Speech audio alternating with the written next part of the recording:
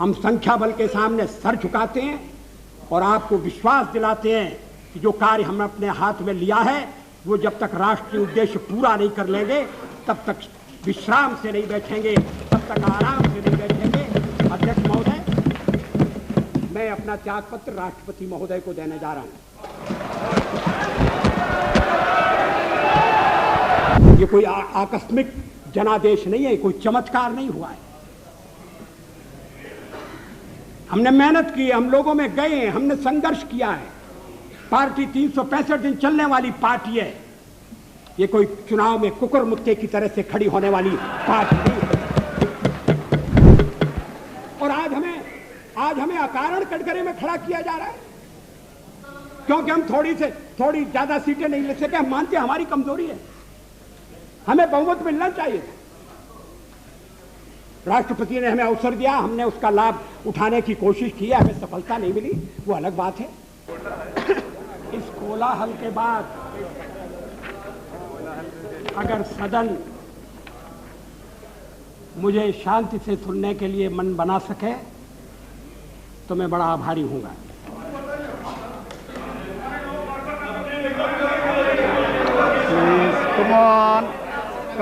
Come on. Yes. मेरे प्रस्ताव पर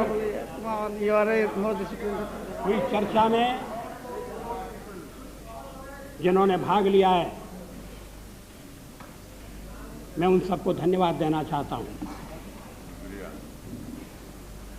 ये सदन चर्चा के लिए है, जरूर शांतिपूर्ण चर्चा के लिए, संयमित चर्चा के लिए, तर्कपूर्ण चर्चा के लिए। कुछ मित्रों का प्रयत्न था कि कोई चर्चा न हो,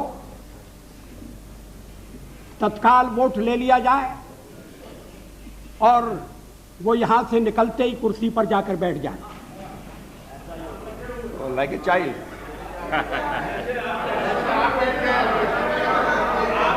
उधर से आवाज आ रही है कि ऐसा ही होगा, जैसे आप बैठ गए, और आवाज आ रही है कांग्रेस के बेंचों से।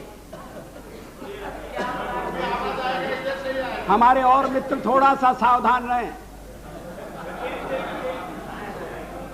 अध्यक्ष महोदय, पार्लियामेंट में मैंने 40 साल गुजारे। ऐसे क्षण बार बार आए। सरकारें बनी हैं, बदली हैं, नई सरकारों का गठन हुआ है। अभी बैचलर हो गया। लेकिन लोकतंत्र, No, please don't make this kind of remarks. No, it's okay. लेकिन हर कठिन परिस्थिति में से भारत का लोकतंत्र बलशाली होकर निकला है और मुझे विश्वास है कि इस परीक्षा में से भी बलशाली होकर निकलेगा।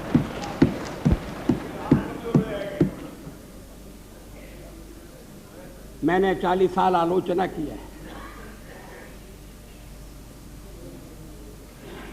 आज भी अधिकांश में आलोचना सुनना पड़ी है। मराठी में एक कहावत है, निंदका से घर असावे शेजारी। निंदक नियरे राखिए आंगन कुटी छवाए। निंदा करने वाले को पास में रखना चाहिए। चापलूस नहीं तो बिगाड़ देंगे। अगर निंदक रहेगा तो बिना साबुन और पानी के सफाई करता रहेगा। जिन मित्रों ने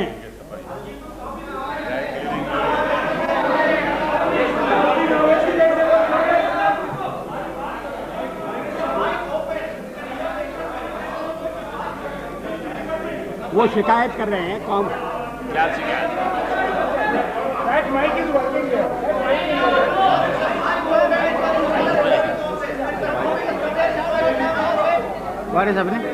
अध्यक्ष महोदय,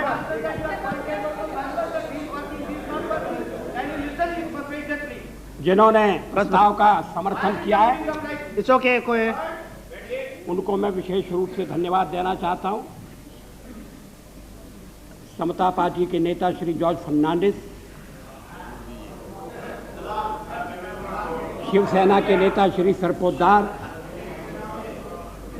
अकाली दल के नेता बरनाला जी और हरियाणा पार्टी के जयप्रकाश जी,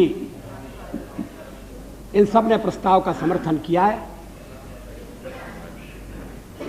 जिन्होंने आलोचना की है मैं उनकी आलोचना का उत्तर दूंगा, मगर मैं विशेष रूप से श्री मरसोली मारान, थिरु मरसोली मारान, उनका उल्लेख करना चाहता हूं।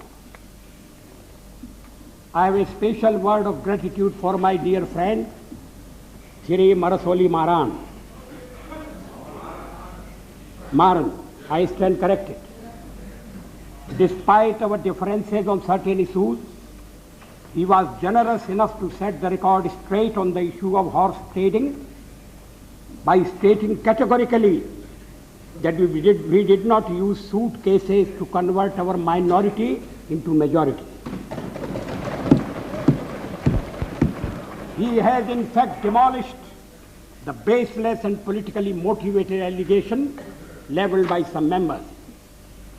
I am also glad that Thirumaran has taken note of our resolve to restore the balance of resources in favor of states. We have always held the opinion that the center cannot be strong if the states are weak. Thirumaran is disturbed over our advocacy of one nation, one people, one culture. I am happy that he shares our perception of one nation. But I must say that he has got it all wrong on our interpretation of one people and one culture. I categorically state here that BJP does not stand for uniformity. We recognize the celebrated India's plural, multi-religious, multilingual and multi-ethnic character. This view is best reflected in a poem by one of India's greatest poets, Subramanya Bharati. The poem is entitled Entai, or My Mother. Bharati says, I would like to read in Tamil. Muppadu Kodi Muhiyamuyalal Uir Mohipuram Andhra Deyal Ivar Chappumoji Padinettu Deyal Anil Chindanai Andhra Deyal.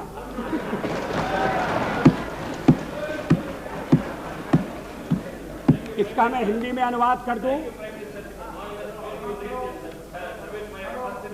Thank you. This is not for the first time. I read something in Tamil in my address to the United Nations.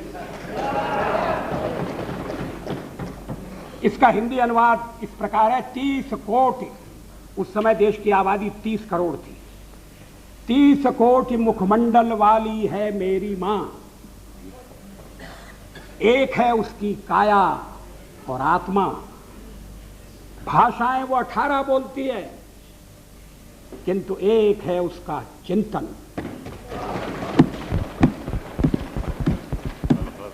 मित्रों, अध्यक्ष महोदय,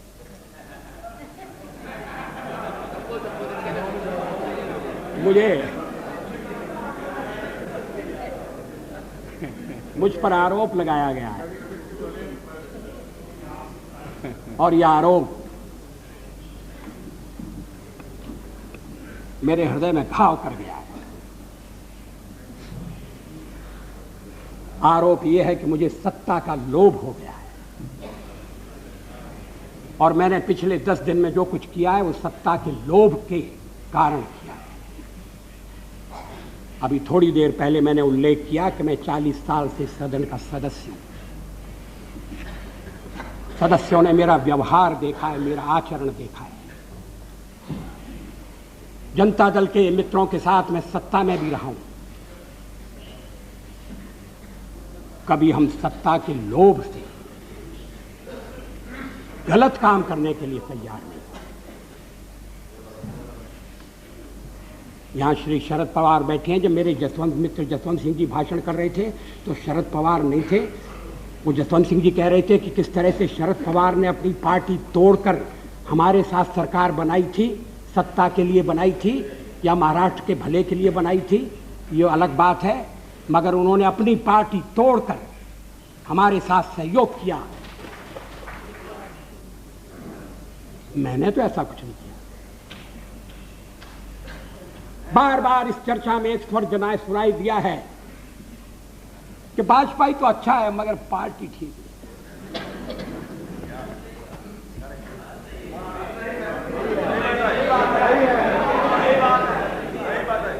अच्छा, तो अच्छे वाजपेयी का आप क्या करने का इरादा रखते हैं?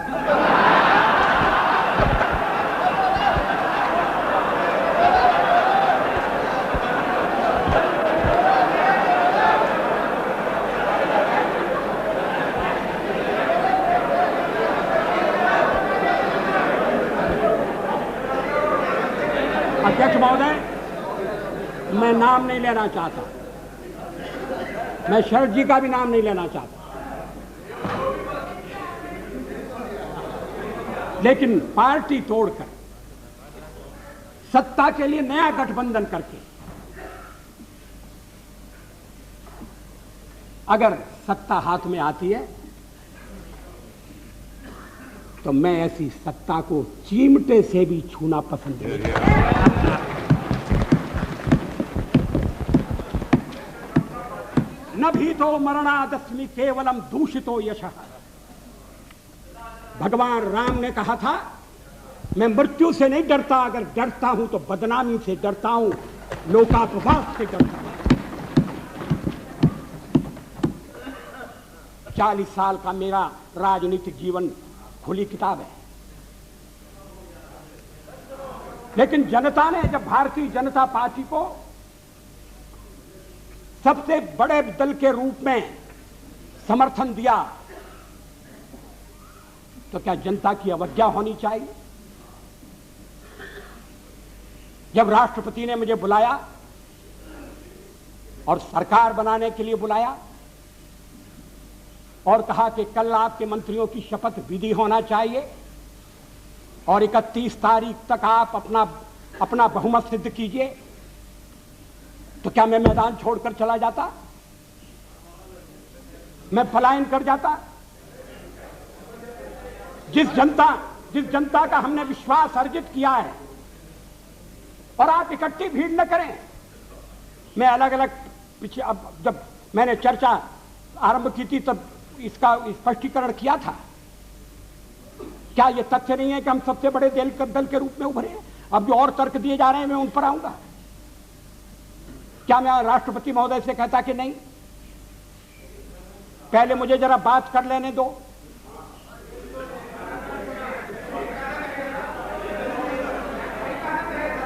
जब वो कह रहे हैं कि कल शपथ विधि होगी और मुझे समय दे रहे हैं 31 तारीख तक का, तो मैंने कहा कि 31 तारीख के जो समय दिया जा रहा है उसका मैं सदुपयोग करूंगा, अन्य दलों से चर्चा करूंगा, उनका समर्थन प्राप्त करने का प्रयास करूंगा, एक कॉमन प्रोग्राम के आधार पर हम आगे बढ़ सकें, इस तरह का वातावरण बनाने की कोशिश करूंगा।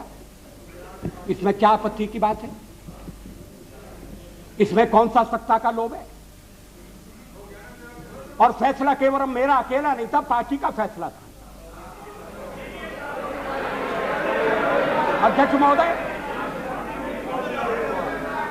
आखिर जब एक बार 31 तारीख शक्ति परीक्षण के लिए तय हो गई, और शक्ति परीक्षण पार्लियामेंट में ही हो सकता है, राष्ट्रपति भवन में या राजभवन में हो, ये तो इसका तो हमने कभी प्रतिपादन नहीं किया, तो सदन की बैठक बुलाना जरूरी था। सदन की बैठक में राष्ट्रपति का अभिभाषण जरूरी था। हम तो कोई और भी काम रख सकते थे, कम से कम राष्ट्रपति को उनके अभिभाषण के लिए धन्यवाद देने का काम तो रख ही सकते थे। लेकिन ऐसा आपने ऐसा नहीं होने दिया, और मैंने भी संदेह पैदा हो इसलिए इस बात पर जोर नहीं दिया। जल्दी से जल्दी पहला अवसर, और इसलिए 27 तारीख, और 28 को आज फैसला होने जा रहा है। हम बल दे सकते थे कि नहीं, हमें 31 तक का समय दिया गया है, हम कुर्सी पर बैठे रहेंगे। अध्यक्ष महोदय, कमर के नीचे वार नहीं होना चाहिए, नियत पर शक नहीं होना चाहिए। मैंने ये खेल नहीं किया है, मैं आगे भी नहीं करूंगा। लोकतंत्र एक व्यवस्था है। अब कहा, अब गिनाया जा रहा है आपको कितने % वोट मिले। हमने जो वेस्टमिनिस्टर की पद्धति अपनाई है उसमें वोट नहीं गिने जाते हैं, प्रतिशत नहीं देखा जाता है, उसमें सीटें देखी जाती हैं। दोनों काम साथ नहीं हो सकते। ये कोई लिस्ट पद्धति वाला प्रोपोर्शनल रिप्रेजेंटेशन नहीं है। और मैं इस पद्धति के दोषों को पहले से इंगित करता रहा हूं। कभी कभी ऐसा हो सकता है कि जिस दल को देश में बहुमत न हो वो दल अधिक सीटें लेने में सफल हो जाए। कभी कभी ऐसा भी हो सकता है कि वोट ज्यादा हो और सीटें कम हो। 1% वोट के अंतर से केरल में संयुक्त सरकार बनी, एक सरकार हट गई, 1% वोट का फर्क था। अब ये जो सीटों का अंतर है इसको मानकर चलना पड़ेगा। अब इस समय आप कहें आपके वोट कितने, तो फिर मैं गिनाता हूं आपके अलग अलग वोट कितने, और वो गिनती आपके लिए घाटे की गिनती होगी। लेकिन आप कह रहे हैं कि नहीं, हम तो इकट्ठे हो रहे हैं। किस लिए इकट्ठे हो रहे हैं?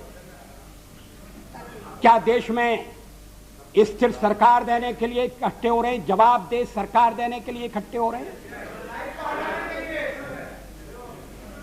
मैं फिर उसको दोहराना नहीं चाहता, आपका अभी तक कार्यक्रम नहीं बना है।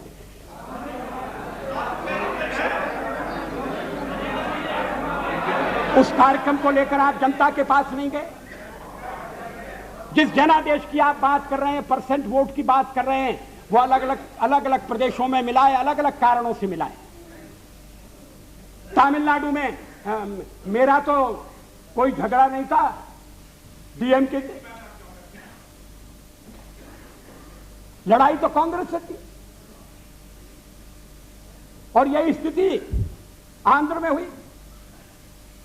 आंध्र में हम तो लड़ाई में कहीं नहीं थे, लड़ाई हो रही थी कांग्रेस के साथ,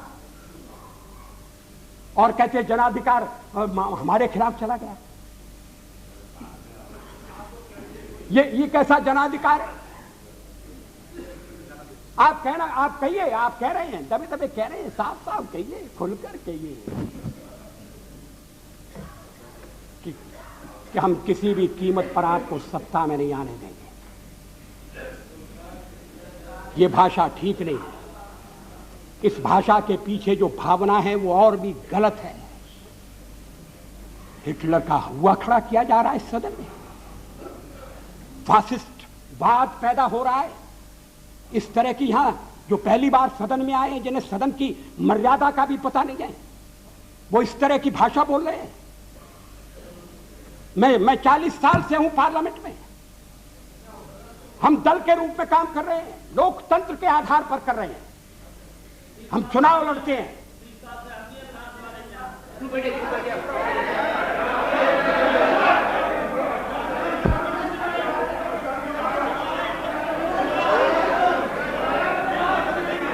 प्लीज अध्यक्ष महोदय, please have patience to listen. गठबंधन बनाकर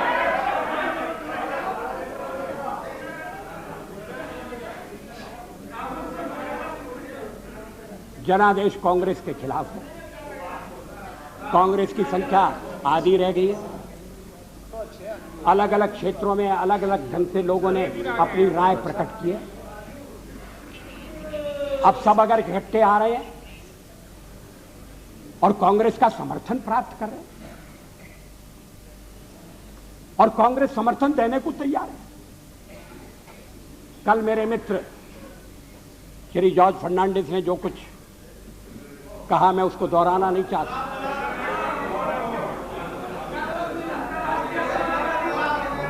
अगर आप चाहें तो फैसला कर सकते हैं कि भाई हमने एक दूसरे को गाली दी होगी, मगर चलो छोड़ो, आज तो सबको मिलकर बीजेपी को गाली देना है। अगर ये सामूहिक निर्णय है, मुझे कुछ कहना नहीं, लेकिन इस तरह का निर्णय नकारात्मक होगा, इस तरह का निर्णय प्रतिक्रियात्मक होगा, इस तरह का निर्णय केवल हमें आने से रोकने के लिए होगा, और ये लोकतंत्र को स्वस्थ बनाने वाली परंपरा नहीं डालेगा। ये आज मैं आपको चेतावनी देना चाहता हूं।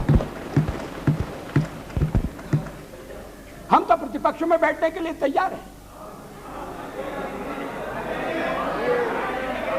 अध्यक्ष महोदय, जब मैं राजनीति में आया मैंने कभी सोचा भी नहीं था कि मैं एमपी बनूंगा। मैं पत्रकार था, और ये राजनीति, जिस तरह की राजनीति चल रही है, मुझे रास नहीं आती।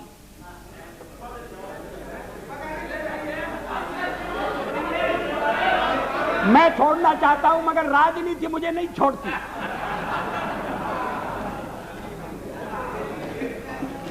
विरोधी दल का नेता हुआ, आज प्रधानमंत्री हूं, थोड़ी देर बाद नहीं रहूंगा।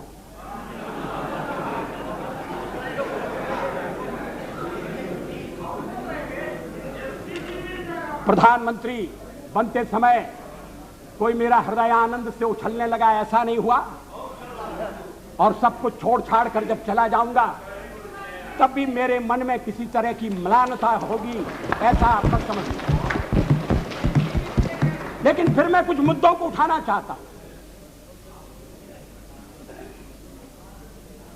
हमारे फिर एक दूसरा आरोप लगाया जा रहा है, आरोपों की झड़ी लगाई जा रही है। आपने अनेक महत्वपूर्ण मुद्दों को छोड़ दिया। राष्ट्रपति के अभिभाषण में राम मंदिर की चर्चा नहीं है, 370 धारा समाप्त करने का उल्लेख नहीं है, और शादी ब्याह के समान कानून बनाने के बारे में भी जिक्र नहीं है। आपने स्वदेशी का भी परित्याग कर दिया, और ये बातें इस तरह से कही गई हैं जैसे ये बातें कहने वाले हमारे इस परित्याग से बड़े दुखी हैं।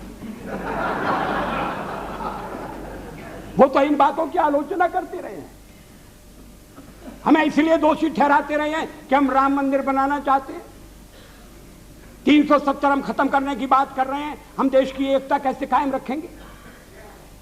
शादी ब्याह का समान कानून हो, भले ही संविधान में लिखा हो, भले ही सुप्रीम कोर्ट ने मोहर लगा दी हो, आप कैसे कह सकते हैं? और आप कहेंगे तो आप देश की एकता के तोड़क होंगे। और हम अगर कहते हैं कि नहीं, ये हमारे इस समय के कार्यक्रम में नहीं है, हाँ इस समय का इसलिए कि हमें बहुमत नहीं है। हाँ सही है, कोई छुपाने की बात नहीं है। बहुमत मिलने से करते आखिर हम बहुमत के लिए लड़ रहे हैं। ये है cat out of bag, now cat is out of bag. आखिर हम बहुमत, आखिर हमें जो जनमत मिला है, अगर आपको उस जनमत ने स्वीकार कर दिया है तो हमें भी पूरी तरह स्वीकार नहीं किया। हम तो बहुमत चाहते थे, लेकिन बहुमत हमें नहीं मिला।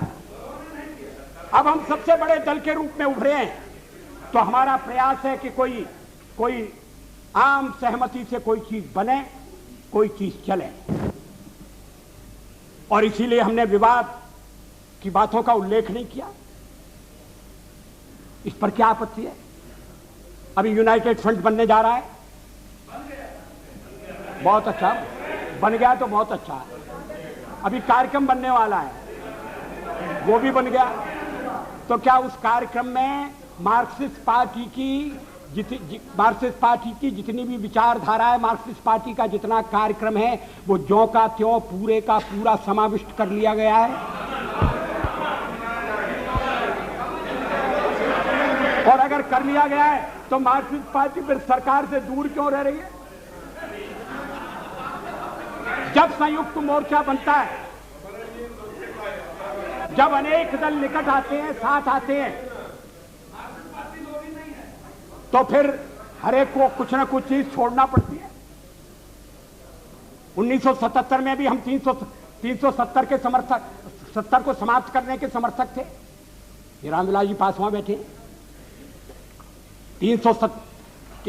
1977 में भी हम एटम बम बनाने के हक में थे, लेकिन हमने जब देखा कि लोकतंत्र पर संकट आया है, बाकी की सारी बातें इस समय एक तरफ रखने की जरूरत है और लोकतंत्र को बचाने की आवश्यकता है। इमरजेंसी के कारण लोकतंत्र खतरे में पड़ा था, देश एक जेल खाने में बदल गया था। हमने कहा कि मिलकर चलें और इस आने वाले अधिनायकवाद को रोकें। किसी ने हमको उस समय नहीं कहा कि आप 370 कहां छोड़ आए, किसी ने नहीं कहा और ठीक नहीं कहा। जब आप संयुक्त मोर्चा बनाएंगे तो हर एक पार्टी को थोड़ा थोड़ा अपना छोड़ना पड़ेगा, अपना थोड़े अपने विचारों को, कार्यक्रमों को अलग रखना पड़ेगा। और राष्ट्रपति ने अगर 31 तारीख तक का समय दिया तो इसीलिए दिया, राष्ट्रपति को मालूम था कि मेरा बहुमत नहीं है,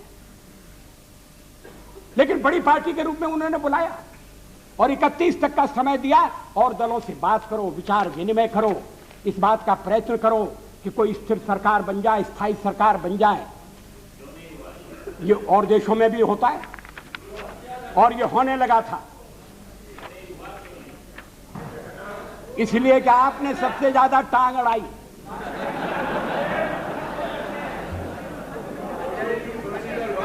Totally isolated in the country. Why don't you consider that? We are not isolated. Yes, you are. Totally isolated. हमारे समर्थन में इस समय ये बात ठीक है, हमारे साथ कोई नहीं है। और फिर जब हम कहें कि हमारे साथ अकाली दल है जो अभी चुनाव जीत कर आया है, he is not pro BJP, he is anti Congress. That is why he is. You are pro Congress.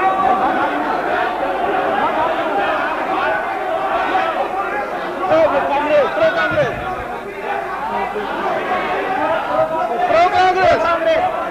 You are pro Congress.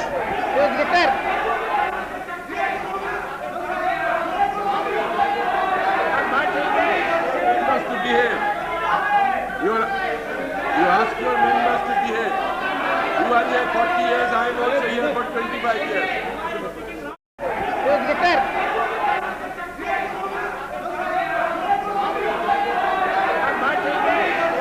To behave.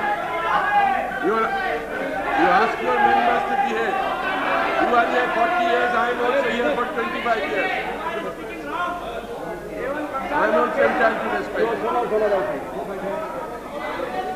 What the Honorable Prime Minister is saying all the time, as if it was our solemn obligation to keep him in power. That is what we have been trying to find out from yesterday. What? If the majority of the members are not supporting you, is it the fault of the members? Other members who are not supporting you? I have got my own perception. I have got my own policies and programs. He is all the time accusing others as if we are entering into some combination. Does that justify him to remain in power without having the majority? Is this the way you are?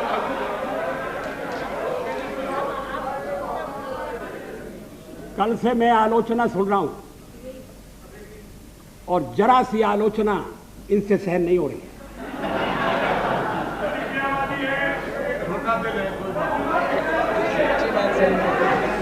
अगर मतदाता ने किसी एक दल को स्पष्ट बहुमत नहीं दिया तो क्या मेरा दोष है? और हमें सबसे बड़ी पार्टी के रूप में काम करने का अवसर दिया क्योंकि लोग परिवर्तन चाहते थे, यह भी हमारा दोष है। Majority Acharya please. अध्यक्ष महोदय, मैं पश्चिम बंगाल की बात नहीं कर रहा हूं। मैंने कल उसका उल्लेख किया था, किस तरह से सीटें घटी हैं, किस तरह से वोट घटे, वो बात अलग है। Come back to power with 2/3 majority. Don't forget. For the fifth मगर time. कम हुआ। For the fifth time. I think it's It's okay. on record. Mr. Chatterjee, please. Let the Prime Minister speak. अध्यक्ष महोदय, ये बात मेरी समझ में नहीं आती। अरे आप साफ हो जाओगे भाई। Please. कि जो दल अलग अलग चुनाव लड़े थे, About the point.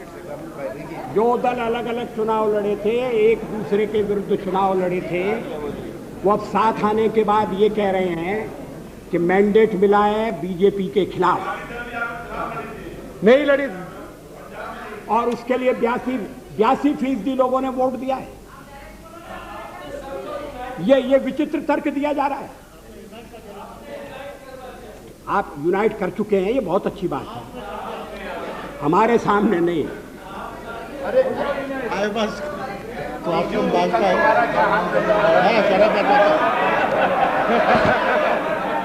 देखो 2 दफे जीत का, दो पार्लियामेंट सीट तक जीत का है। It's for the Prime Minister to ill or not to ill. मैं आज Mr. Bajpai. दादा, ये they don't listen to you. What is that Why you I am want? trying to help them, they don't listen. What do you want? What do you want? You wanted till 31st. What is that you propose? आप तो आ जाओ।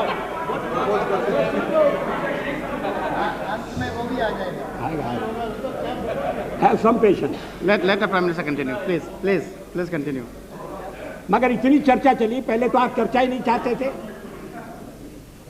और चर्चा चली तो सदस्यों ने रुचि ली और अच्छी बहस हुई, और निर्णय का वक्त आ जाएगा, आ गया। अभी भी आपको परेशानी हो रही है इतनी जल्दी सत्ता में जाने की। मुझे वो दिन याद है जब जनता पार्टी को तोड़कर आप चौधरी चरण सिंह जी को साउथ ब्लॉक ले गए थे और उनकी कुर्सी के पीछे खड़े होकर आपने फोटो खिंचवाया।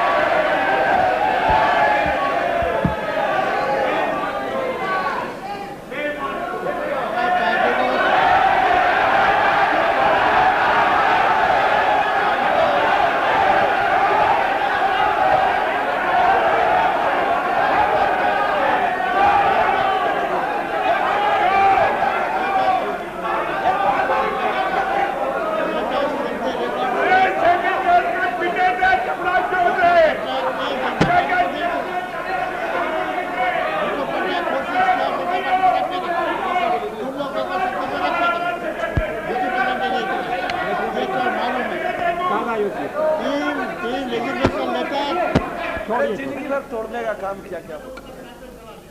ये मैंने चढ़ दिया। अध्यक्ष महोदय, मैंने चढ़ दिया। अरे mister Patnaik, How can you say that? Mr. Patnaik, prime minister How बोल can रहे you हैं। say this? Mr. Patnaik, please sit down. Please sit down. Let the Prime Minister continue. Please. अध्यक्ष महोदय, मुझे अपना बहुमत बनाने के लिए जो समय मिला था, मैंने उसका उपयोग किया। मैंने अनेक दलों से अलग अलग बातें की। कुछ दल हमारे साथ आए हैं, कुछ दलों ने अपनी कठिनाई प्रकट की है, कुछ दलों का कहना है कि आपके साथ आने में हमें एक ही आपत्ति है कि हमारे कुछ वोट जाने का खतरा है। भारतीय जनता पार्टी के सहयोग के कारण अगर वोट जाते हैं, मैं समझ सकता हूं कि तो हर राजनीतिक दल को वोटों की चिंता करनी है, मगर ये वोटों का खेल किस सीमा तक जाएगा, किस हद तक जाएगा? क्या इसके सामने देश हितों की उपेक्षा कर दी जाएगी? हम माइनॉरिटीज की बात करते हैं कि उन्हें पूरा संरक्षण मिलना चाहिए, बराबर का अवसर मिलना चाहिए, अधिकार होना चाहिए, तो हमें कहा जाता है कि हम जो कुछ कहते हैं उस पर आचरण नहीं करते। आखिर सदन में बातचीत हो सकती है, चर्चा हो सकती है, जिन प्रदेशों में हमारी सरकारें मिली हैं, बनी है, वहां आचरण हो सकता है, और आप हमें केंद्र में समय देकर देखो और हम सारी बातें अमल में लाकर दिखा देंगे। मगर ये मेरी समझ में नहीं आया कि जो सबसे बड़ी माइनॉरिटी है उसकी तो चिंता है मगर जो 2% है, अभी बरनाला जी का दर्द आपने सुना, उसकी पीड़ा नहीं। अध्यक्ष महोदय, मुझे वो दिन याद है, दिल्ली में दंगों के बाद और सिख भाइयों के कत्लेआम के बाद मेरा भी भाजपा का एक कार्यकर्ता मुझसे रात के अंधेरे में मिलने के लिए आया। मैं उसको पहचान नहीं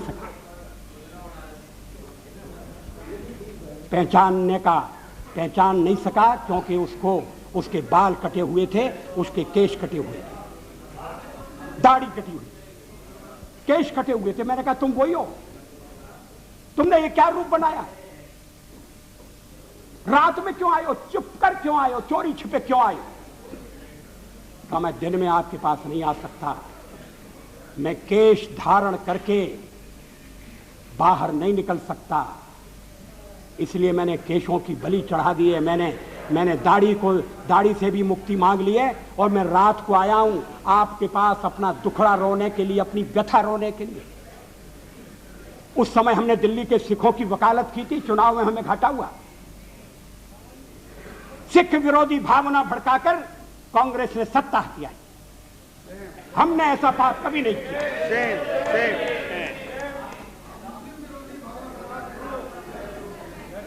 दोनों गलत है, मगर आप सिखों पर हुए अत्याचार की निंदा नहीं करते। बिल्कुल करते हैं, नहीं 10 साल बहुत बार किए हैं, हाउस में किए हैं, कितने बार किए हैं, पार्लियामेंट में कब किया, हाउस में कभी सारे अपराधी पकड़े नहीं गए। Number of times we raise this issue, why is making such allegation. Mulayam ji, मेरे मित्र वही आज भाजपा ही बन करके Please. और इन्होंने सिखों को लखनऊ में लूटा। और वही एमपी में बना रहे, हम नाम बता सकते हैं उनका। please sit down, please, sit down. चलो, मेरे मित्र श्री मुलायम सिंह जी इस मामले में न बोले तो ज्यादा अच्छा होगा। उनके शासनकाल में, please sit down. उनके Come शासन on. जिस तरह से उत्तरांचल की मांग करने वाली महिलाओं के साथ जो दिल्ली प्रदर्शन के लिए आना चाहती थी, बलात्कार हुआ जो कोर्ट ने जिसकी पुष्टि कर दी है, उसके बाद मुलायम सिंह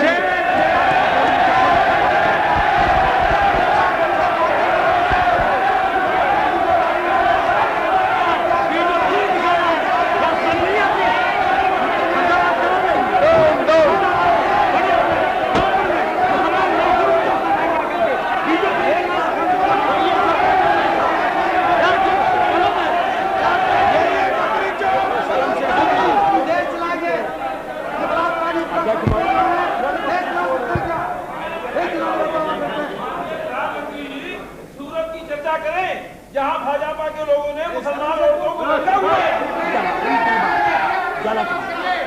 महिलाओं के साथ अध्यक्ष महोदय,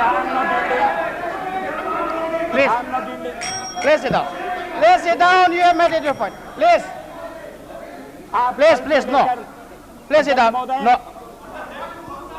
ये सभी मित्र कल से लेकर आज तक बोलते रहे। अब मेरी बारी आई है तो ये मेरा मुंह बंद करना चाहते हैं, ये होने वाला नहीं है।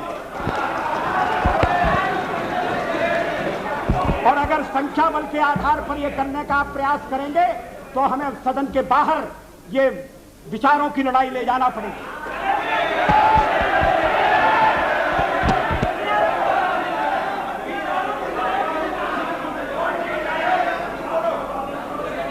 अध्यक्ष महोदय,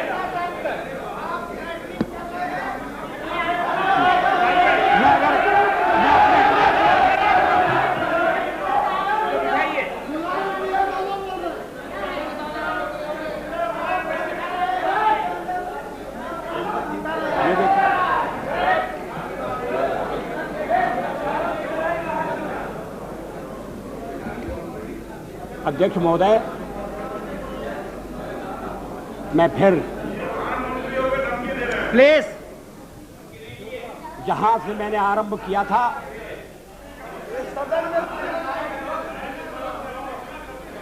वहां अपने भाषण को ले जाना चाहता हूं।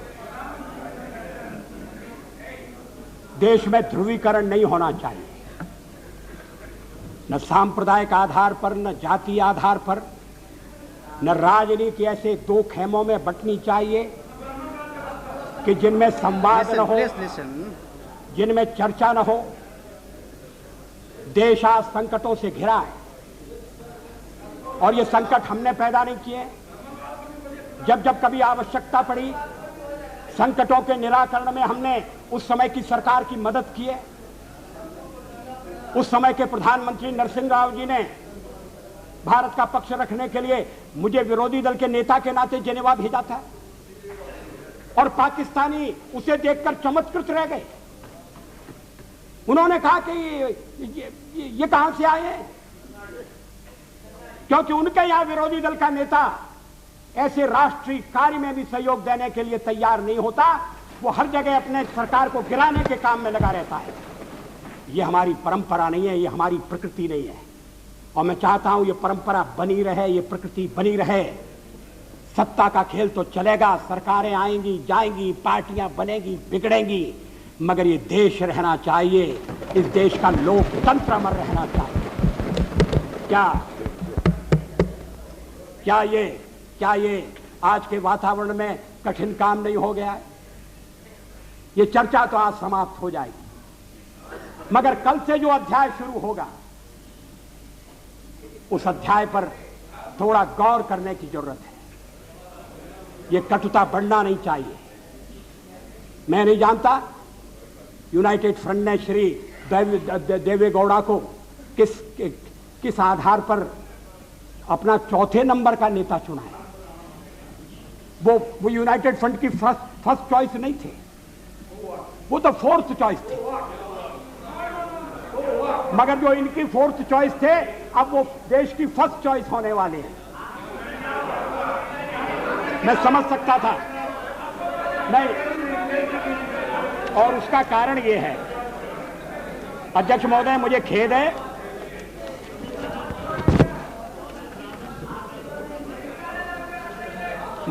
है, कि इस चर्चा में ऐसे संगठनों का नाम लिया गया, उन्हें यहां घसीटने की कोशिश की गई, जो स्वतंत्र संगठन है, जो अपने राष्ट्र निर्माण में, चरित्र निर्माण के काम में लगे।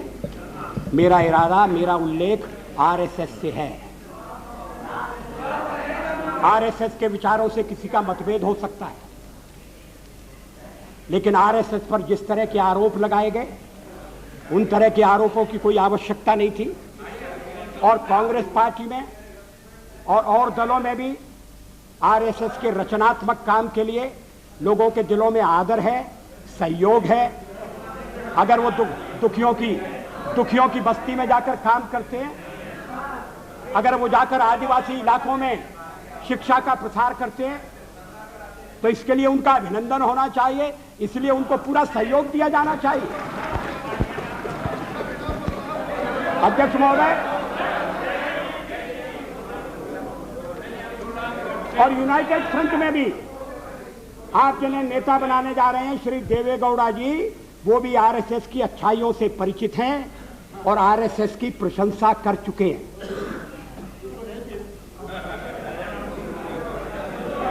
अभी आरएसएस की 20th एनिवर्सरी हुई थी। आरएसएस की ओर से समर्थन करने के लिए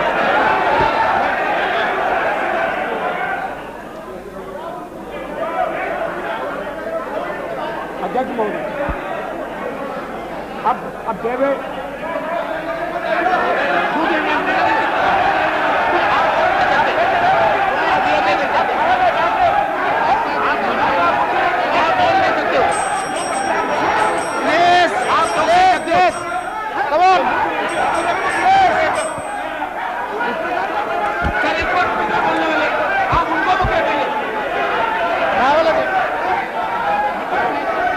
Mr.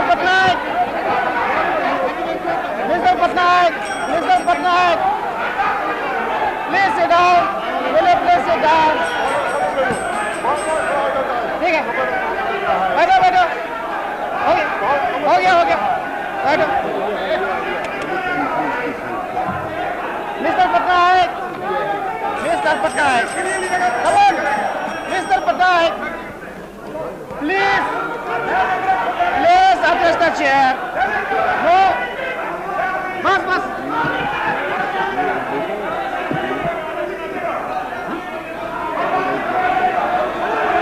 yes, come on, no, place it down. अरे क्या हो रहा है?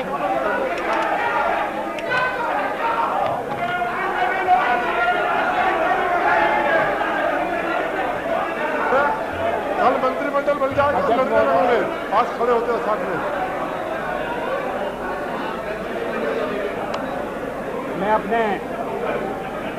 मैं अपने दल के सदस्यों से कहना चाहता हूं। हो गया भाई, हो गया।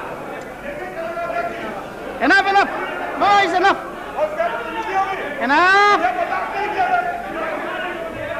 ये एक और था जिसमें हमारे दलित कितने थे, ये नहीं है।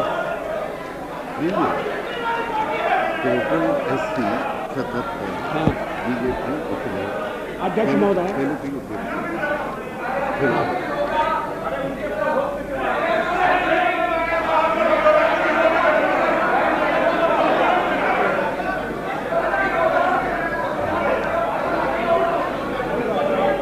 अध्यक्ष महोदय,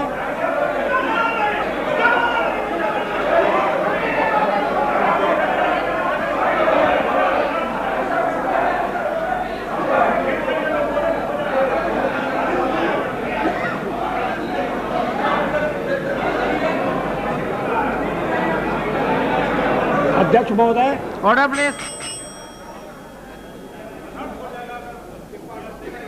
मेरे मित्रों को समझना चाहिए कि मैं भी निर्वाचित होकर आया हूं। उन्हें यह भी समझना चाहिए कि मैं सबसे बड़ी पार्टी के नेता के नाते राष्ट्रपति महोदय द्वारा प्रधानमंत्री नियुक्त हुआ हूं। प्रधानमंत्री के निर्देश के कारण और निर्देश के आधार पर मैं विश्वास मत लेकर आया हूं। राष्ट्रपति,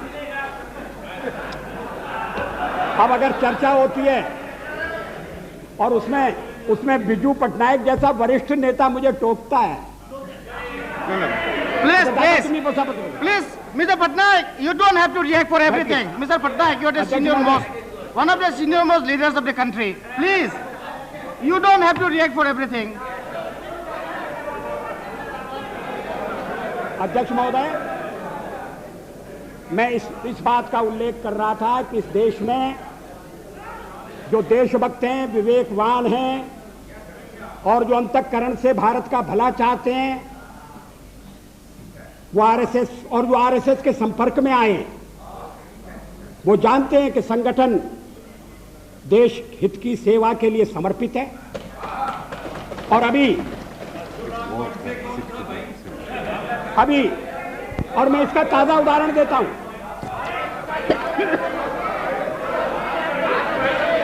मैं इस बात का उल्लेख नहीं कर रहा कि चीनी आक्रमण के बाद पंडित नेहरू के नेतृत्व में रिपब्लिक परेड के दौरान जिन स्वयंसेवी संगठनों को अपनी एकजुटता प्रकट करने के लिए बुलाया गया था, उनमें आरएसएस भी था।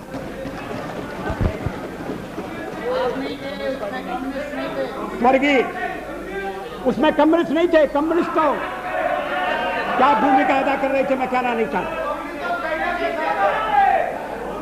श्री लाल बहादुर शास्त्री के जमाने में वो भी भारत के प्रधानमंत्री थे, लोकप्रिय प्रधानमंत्री थे। जब देश पाकिस्तान के साथ हमारी लड़ाई हुई और उन्हें दिल्ली में कंट्रोल करने के लिए और ऐसे शिक्षित लोगों की आवश्यकता थी, तो आरएसएस के स्वयंसेवक या कंट्रोल करते थे, ट्रैफिक को कंट्रोल करते थे। किसी ने उन पर आपत्ति नहीं की। अभी इमरजेंसी के खिलाफ अभी बेंगलोर में एक सम्मेलन हुआ था। और जिसको संज्ञा दी गई थी सेकंड फ्रीडम स्ट्रगल की, और उसमें श्री देवेगौड़ा उपस्थित थे।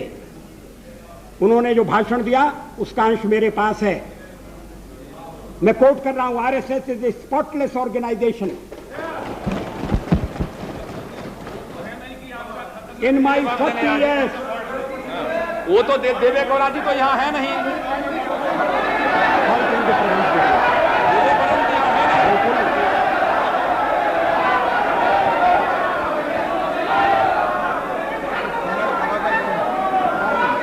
Speaker sir, allow the Prime Minister to speak. अध्यक्ष महोदय क्या हो रहा है, क्या कर रहे हैं? ये तो पढ़ा जाए। Allow the Prime Minister to put forth the facts.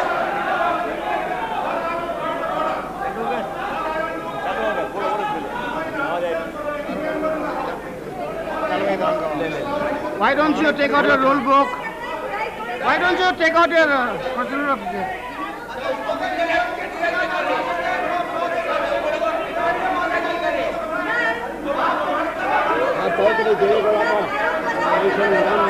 किया गया Sir, Speaker sir.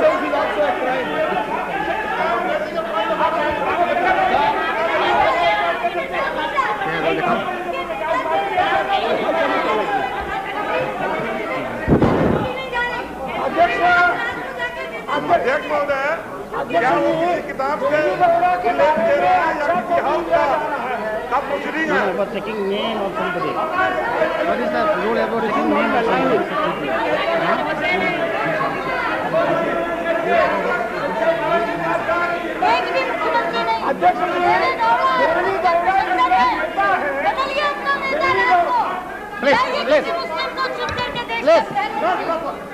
I will come to you. I'll come to you. Yes, mister. Please, I have given floor time. Let us listen. Mr. Speaker sir. Please, Mr. Loda, Justice Loda. I have given time to him. He'll come to you. Mr. Speaker sir, I just want to draw your attention. Please, That madam. any member in this house has every right to quote any document provided. You were quoting previously. Just a moment, let me finish. Right? Mr. Speaker sir, but without any document, before authentication and before your prior permission, and that too, if any person is absent about him, nothing should be made public because he has no right to reply to this house, sir. Therefore, the Honorable Prime Minister, who was telling that he is having 40 years. Come on, under what rules? So he is quoting one document. Your point of order is under what rules? I said already. Come on. 115, sir. Under Rule 115, sir, the member which is once misquoting and directing and unnecessarily making this allegation against Mr. Devegoula having no relevance and absolutely false and fabricated. He is trying to malign Mr. Devegoula in a manner that he is trying to make confusion among the United Front. That is his intent. And the Prime Minister should not go because he was talking below the bed. He is very much going to the debate. Sir, it has appeared. But again, I am drawing the Several newspapers in Bangalore which can authenticate the statement of Devegoula where he said about RSS, Nishkalanka Charitrena Devegoula. I can give you Kannada Prabha to Indian Express and it is authenticated. It is quoted from newspaper. What is nothing in it? What is nothing in it? Yes, Speaker sir, it's gone published in almost all the newspapers of Karnataka. Sir, he is giving I will allow you. One by one, please. One by one. Mr. Ahmed, I will come to you. Listen. Because sir, I draw your attention. What happened to your ears? Under Rule Do you have ears? Have you got ears or not? Come on. Sit down. I have given him the permission to speak first. Sir, I draw your attention to Rule 353. No allegation of a defamatory or incriminatory It is not an shall be made by a member against any person unless the member has given adequate advance notice to the speaker and also to the minister concerned, so that the minister may be able to make an. No, not only minister, members also.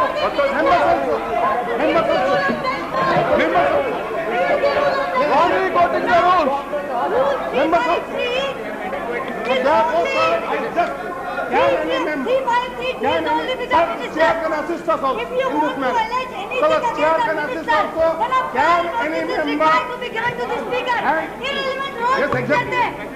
Rule पढ़ते नहीं है, एक rule 353 पढ़ा। अरे rule पढ़िए ना, आप पढ़ा रहे हैं। ठीक है, आप पढ़िए ना। हमने मैं आ रहा हूँ, आपको जवाब नहीं आप पढ़ लीजिए 353। What are the statements Prime Minister is telling? Mr. Minister, almost all the ministers of Karnataka. Honorable Speaker.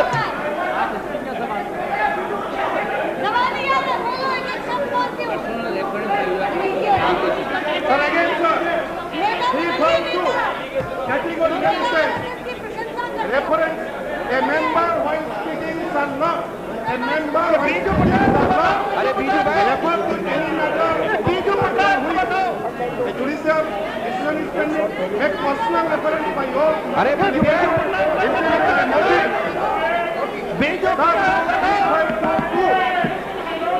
And reference to 352.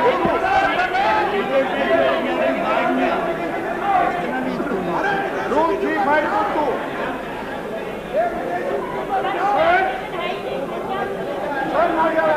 विदेशी बीजू बैठा हुआ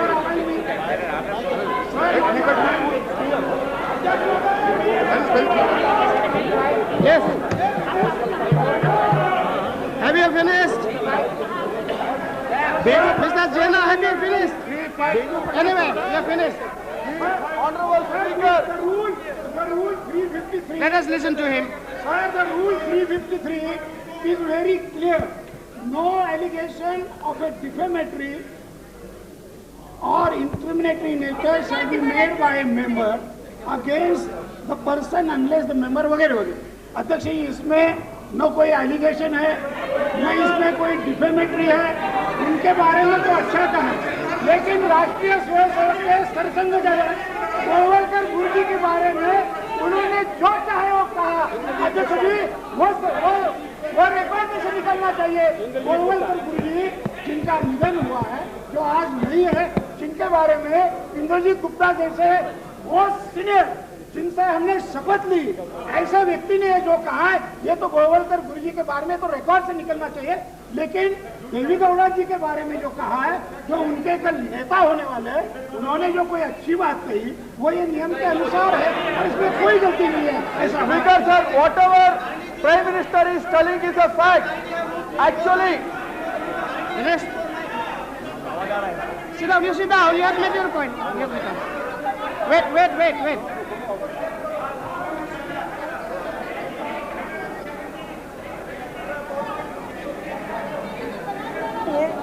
No allegation of a defamatory or incriminatory nature can be made by a member against any person unless the member has given the previous information. That is about the rule. Sir, making about this, the Government Sector 818, sir, please take 818. 818 it is stated that about the rule committee's observation. While proposing this rule, the rule committee observed it was against the rules of parliamentary debate and decorum to make defamatory statements or allegation of a... No, please. Sir, there is no defamatory statement by Deva Gowda. Mr. Patnaik.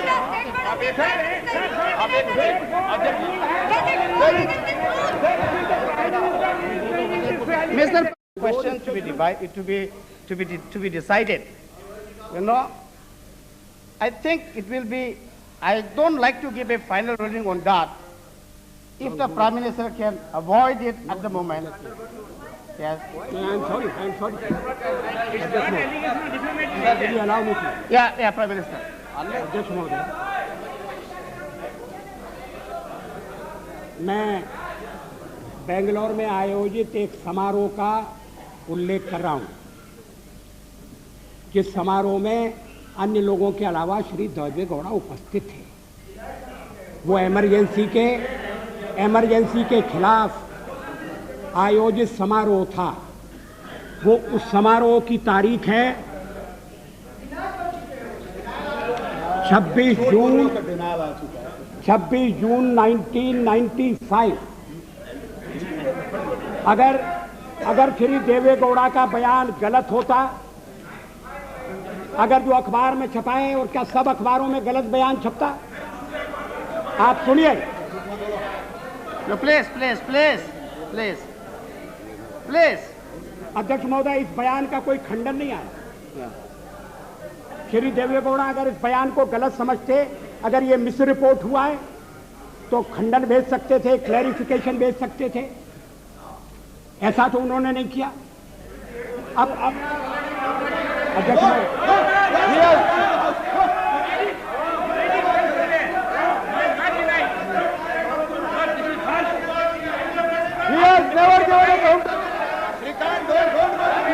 The statement has come to all the newspapers.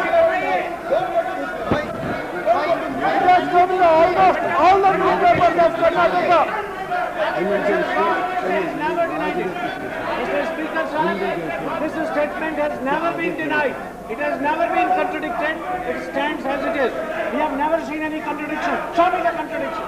We don't have any public information. Yeah, we have the statement. अध्यक्ष महोदय, how can you prevent him from reading this? Misleading now. Joshi ji, Mr. Prime Minister, now the honorable member Mrs. Jena is now on record. Please.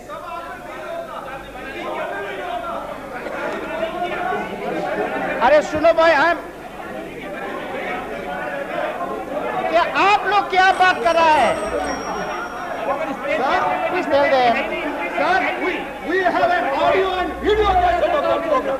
We have the audio and video cassette of that program. What he is saying, I'm ready to submit in the House the audio and video cassette of the program. Let the regular say it now.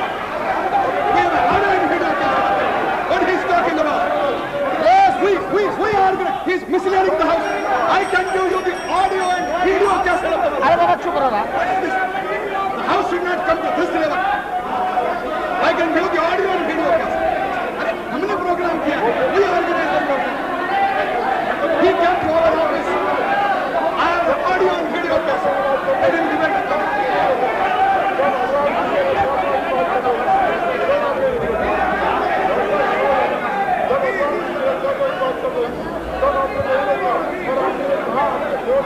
misleading the House. Sir, we arranged the program. We invited him. Voting कराइए।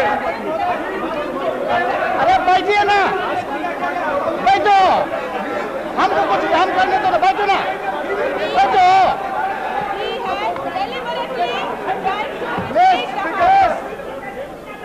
Uma ji, come on, let us conduct the House. Come on, please. I want to do.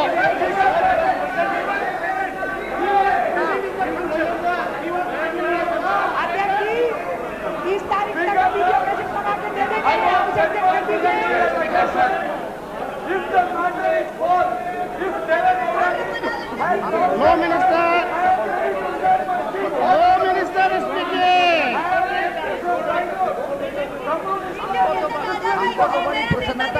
Baba, low minister को बोलने दो, कानून मंत्री जी को बोलने दो। Are you finished?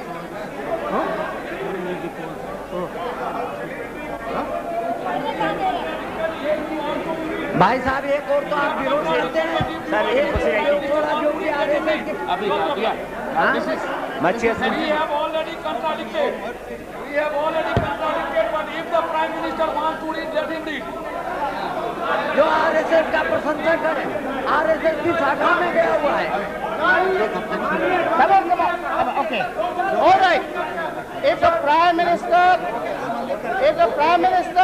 सुनो बाबा, If the Prime Minister is willing to authenticate the document, go ahead. Mr. Speaker, apart from authenticating the document, we have some present who was present at this meeting. I submit only one thing. Prime Minister has agreed. I submit only one thing for your consideration. Yeah. It is not a small thing that has been said, sir, that the Prime Minister authenticated the document. Please reflect on what you have said. No, a member who quotes a particular Yes, sir, sentence. you, sir, I do not wish to argue. No. You said, you first denied the right to... I modify my statement. Whether the honourable member... that you can quote it, okay. you go to this. I modify my statement. The honourable member who is quoting, if he is willing to authenticate, it can be quoted. Mr. Speaker, sir. No. Mr. Speaker, may I say this? No. Now let us put an end to this controversy. No. Will you kindly hear me for 2 minutes?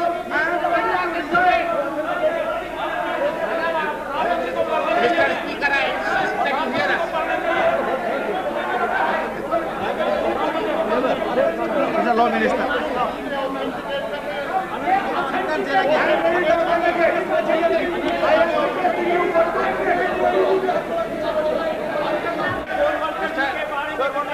I have allowed the Prime Minister to quote it. Yes. He can quote. And he is doing it as a right, not by grace of anyone. He is reading this document as a matter of right, not as a matter of grace from anybody. I have allowed you, sir, to quote.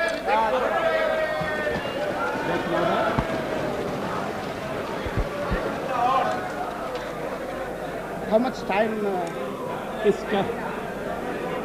I am not responsible for this. I am sorry. I must have my say. मैं यहाँ किसी की कृपा से नहीं आया हूँ और किसी कृपा से नहीं बोलूँगा।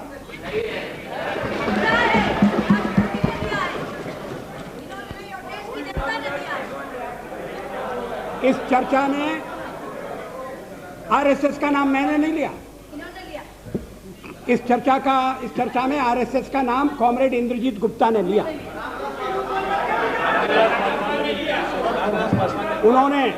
उन्होंने आरएसएस के साथ हमारे संबंधों का भी निरूपण किया। अब आरएसएस के बारे में क्या राय है और अगर श्री देवेगौड़ा जैसे व्यक्ति की राय है तो अभी तक क्या हुआ था?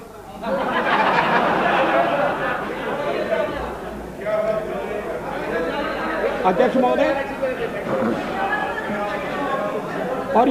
और बीच में ये कहा गया कि ये गलत है और उस समय मैंने निवेदन किया कि 26 जून 1995 का फंक्शन है, 1995 का 1977 के बारे में। Please, let the Prime Minister speak. You must have confidence in your Prime Minister.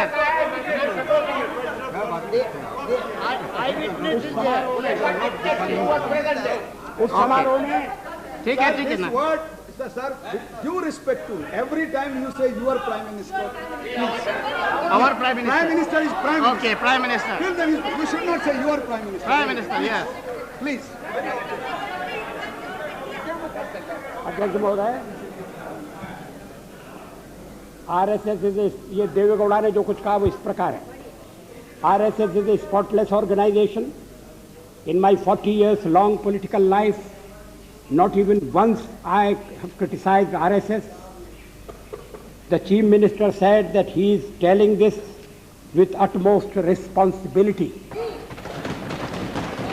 He said that he had no two opinions regarding RSS active role during emergency. People who were with Mrs. Gandhi during emergency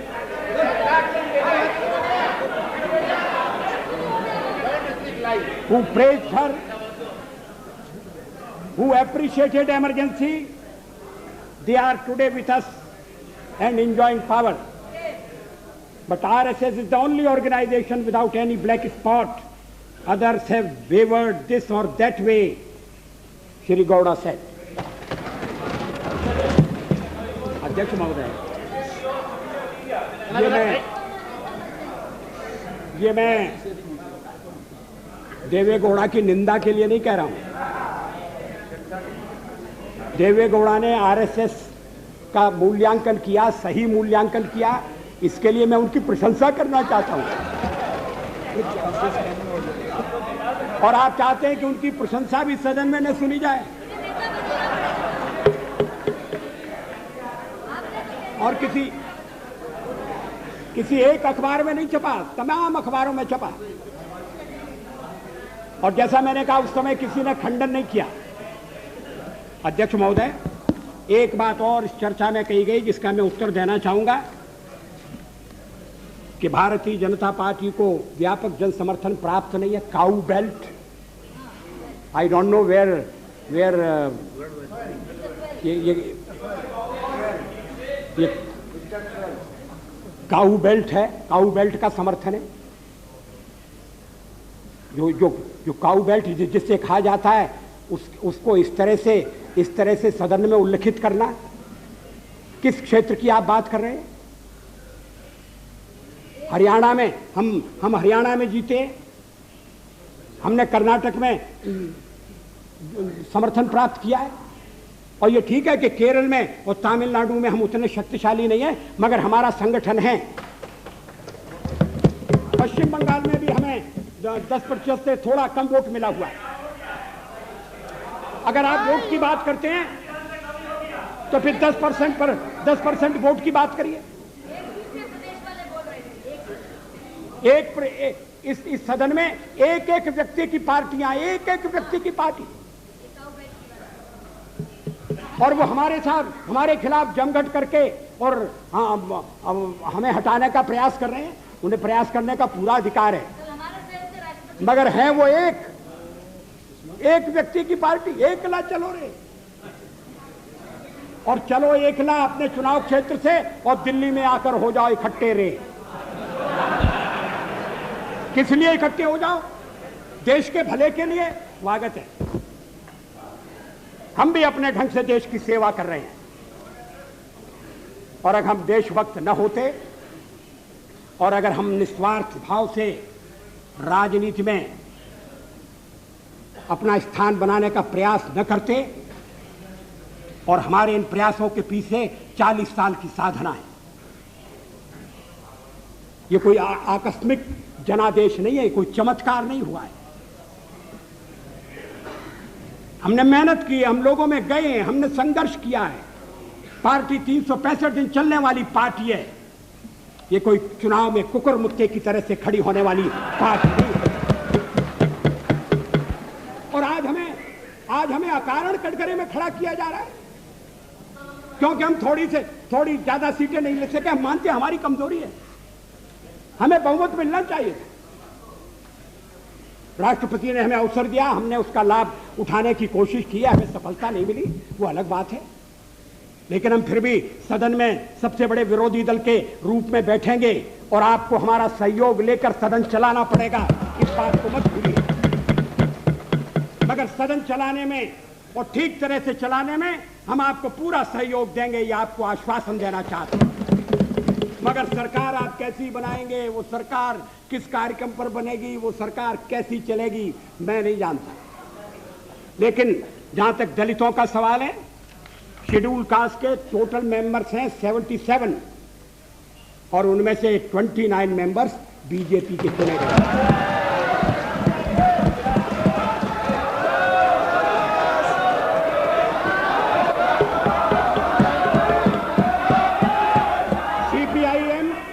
CPIM के 5 member हैं, CPI 1 member है, Congress 15 member है, Janata Dal 7 member है और सबसे ज्यादा हमारे member हैं।